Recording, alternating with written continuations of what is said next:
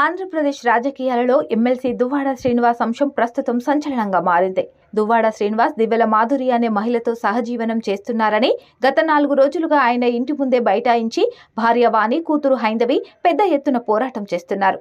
టెక్కిలిలోని ఆయన నివాసం వద్ద ఆందోళన చేస్తున్న వాణి మరో మహిళతో అక్రమ సంబంధం పెట్టుకుని తనను, తన బిడ్డల భవిష్యత్తును నాశనం చేశారని ఆరోపిస్తున్నారు.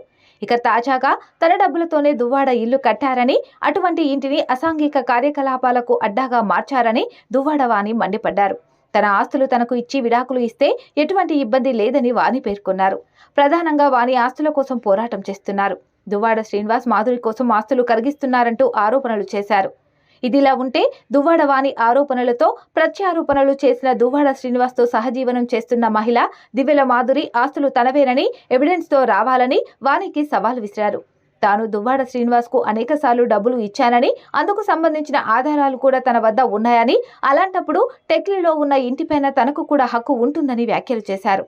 ఇక ఇదే సమయంలో వాణి, మాధురిల మధ్య మాటల యుద్ధం కొనసాగుతున్న వేళ తాజాగా దువ్వాడ శ్రీనివాస్ కీలక ప్రకటన చేశారు.